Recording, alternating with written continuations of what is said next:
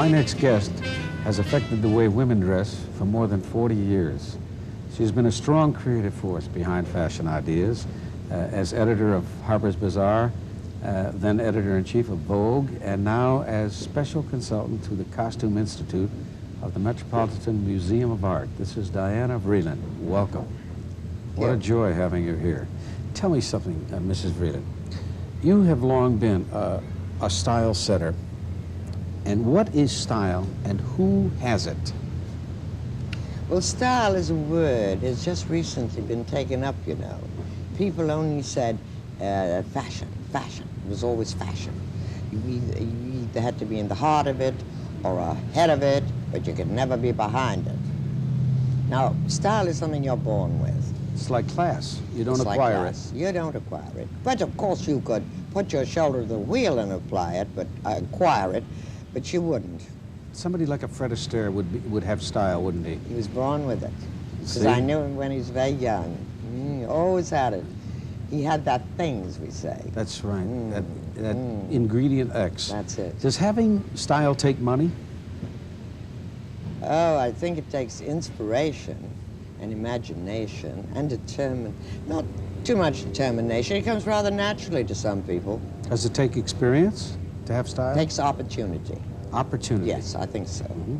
Now, designers do design for those who can afford it. True?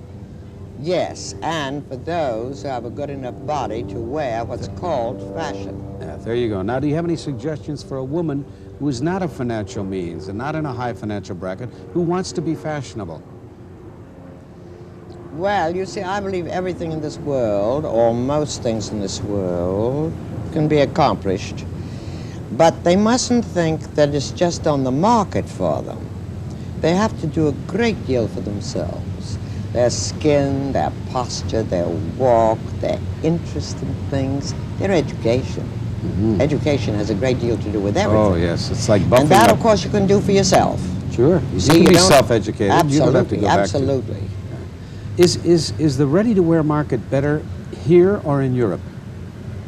Well, that's an impossible question to answer, because you see here, it's a thing of wearability, not wearability, of availability. Everything is available in every size, in every color. It's wonderfully arranged throughout the country, the various stores, in the big cities, in the smaller cities, and the towns.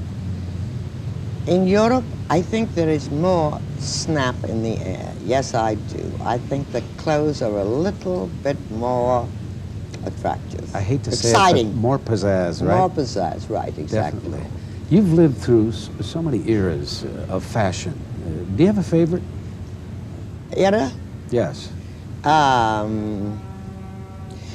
I think the 20s was superb. Of course, it was terribly exciting to me because I just started to wear clothes. I was just starting to live in Europe, and I thought that the whole revolution, there's never been a woman without a back in a dress in history. There's never been a woman with her clothes chopped off at the knee in history. And the dancing, the music, the artists, the world was alive with everything new. It was the start of the 20th century, actually. The Roaring 20s. The Roaring 20s, that was great. But we can't stick with the past forever. So then one goes on, and unfortunately the world lives between one war and another war, and the last war brings on a certain newness. And so, shall we say, the 40s were very dreary because they weren't started yet, but when they started, the 50s, by the end of the 50s, life became very extraordinary. And then you get into the 60s, and there's the youth revolution, and nobody wants to oblige anybody if they're 10 years older than they are. And so it's very exciting. I love the 60s. It was a youthquake. Oh, yes. We have been through the midi, the mini, the maxi. Do designers dictate hemlines? If people take dictation, not everyone can take it, you know.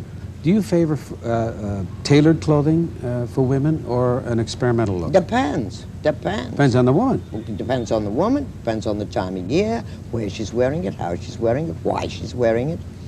Everything is very dependable on tailored clothes, or not. You find yourself, let's say you're looking at royalty, and you say to yourself, that's appalling what she's wearing, I could help her. How about the Never queen- have I thought that never? with royalty. The Queen, Never. the Queen of England? No, I think she's superbly dressed for her people.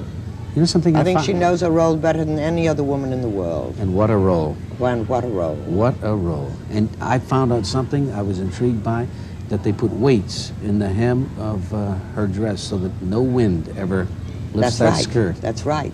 And I'm happy to hear you tell me that that's true. It's And I true. thought to myself at the time, my goodness, what's... And when she sits down, you see, she never has to pull down her dress. Yes. Because the dress falls before she's down. That's nice. That is nice. It's clever. You talk about putting romance in dressing. Now, what do you mean? Have I talked about putting romance in yes. dressing? Yes. Well, I Indeed. guess it's because I'm very romantic, so I see everything from a romantic Oh, view. that's nice. That's probably why you're as successful as you are. There's a lot of romance in clothing happening now at the Metropolitan. Would you give us kind of a verbal sneak preview of the show opening there? Well, you know, our next show is going to be the contents of the Costume Institute of the Metropolitan Museum. That is to say, the clothes within the museum. And there are 30,000 items. And we have fantastic clothes of extraordinary standard. Historic clothes, we have clothes of the 17th century, 18th century, 19th century, and of course some 20th century clothes. And it's going to be a big potpourri. It's going to be a lot of things to see. Great, rather like a souks, rather like a marketplace, rather like an arcade.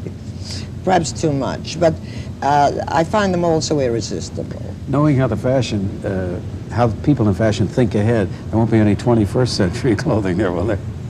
No, because I don't believe in that, you see.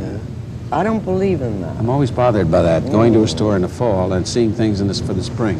I think, you see, we're living in a scientific age, and I don't think that that's the only thing that brings us forward, is science, medical science, science. It's been a joy. Not clothes. It's been a joy visiting with you, and I hope we get to do it again I sometime. hope you come to our show on the 15th of December. Oh, I would love to. You'll Thank see you. all of this potpourri. Thank you for being here, Diana Vreeland. I My enjoyed it pleasure. very much. My pleasure. Thank you.